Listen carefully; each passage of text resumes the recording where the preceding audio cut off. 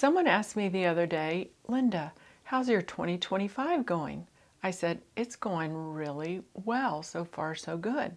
Kids are good, grandkids are good, and all of that. And she said, I'm so glad you're finally getting a good year. Your last 5 have just seemed terrible. That wasn't really particularly uplifting to me, but it did create a few moments of reflection for me about how have the last couple of years gone better for me in a number of ways, physically, emotionally, mentally, spiritually, relationally. I was reflecting back on 2019, not one of my favorite years ever, because it was the year upon which, in my healing journey, it was found that I had 12 little growths in my brain as a result of an old lung cancer diagnosis, which seems to be related to living in a house with high radon reading, just bad luck. So I had to have 12 spots treated, and my hair fell out in a really interesting patchwork pattern, and my fingernails also disintegrated. So not my favorite time. And then in 2022, very sadly, unfortunately, my husband of 42 years passed away after his own difficulties with Alzheimer's, complicated by CTE, which is the brain disease you get from having too many concussions. He also had AFib, sort of a result of heart rigidity, all of that related to his time in the NFL. So some troublesome years in there. And a person asked me 2 Tuesday nights ago, what do you think has made the difference in the way your healing journey has gone, living with what was diagnosed in 2013 for me, advanced metastatic, inoperable, incurable lung cancer with mets to the brain. And I knew exactly, thankfully, gratefully, how to answer her question. It was a sentence from this book, Science of Mind, written by our founder, Ernest Holmes, and he wrote somewhere around page 132 that a realization of the presence of God is the most powerful healing agency. I'm just going to repeat that one more time. It was life-changing for me. A realization of the presence of God is the most powerful healing agency. And I took that to heart, and I had to reword it for me. And for me, it sounds simply like healing is the revealing of the divinity which lives within. And so when I live from that very creative, very generous healing matrix that was placed in me by the Creator, by the Source, healing happens. And so I asked the group, what do you think, makes the difference for you? What does that healing power and presence feel like for you? And this group of peeps on Tuesday night, they're healing from all kinds of things.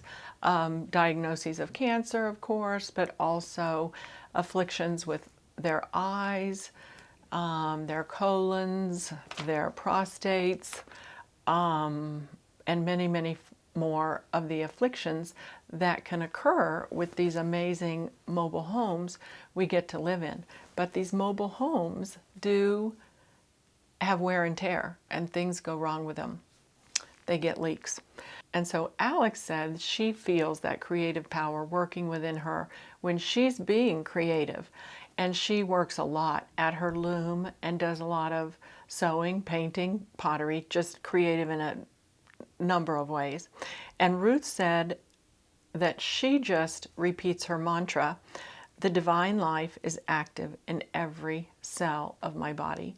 Another friend of ours, Kay Johnson, puts it just slightly differently and says, every cell in my body vibrates at the frequency of health and healing.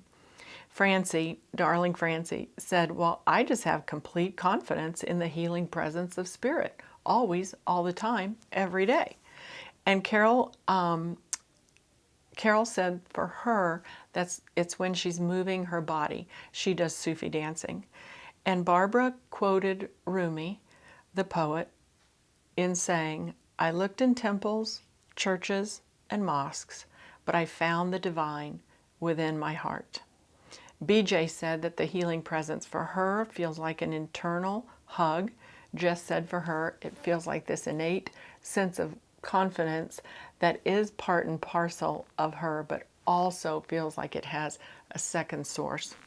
And then Catherine said that she feels the healing presence in her tingling hands, which tingle a lot when she's in prayer and meditation. So that is all just to say that there is this potent, powerful force within us, a force for healing, a force for rejuvenation, for remaking cells that are wearing out. Of course, we can involve with it other modalities as well. I think I've tried all of them, including heavy doses of garlic. So lots of modalities for healing. But for me, the primary one, always and forever, is that the internal divine within me does the healing. In summary, just knowing that what makes the difference for so many of us is some version of that statement that the healing that we are gifted to be able to do is the revealing of that divine, precious presence within us. And let us pray. Just going now to that lovely, peaceful, quiet, safe place within us where the divine lives, moves, and has its being. Just knowing that that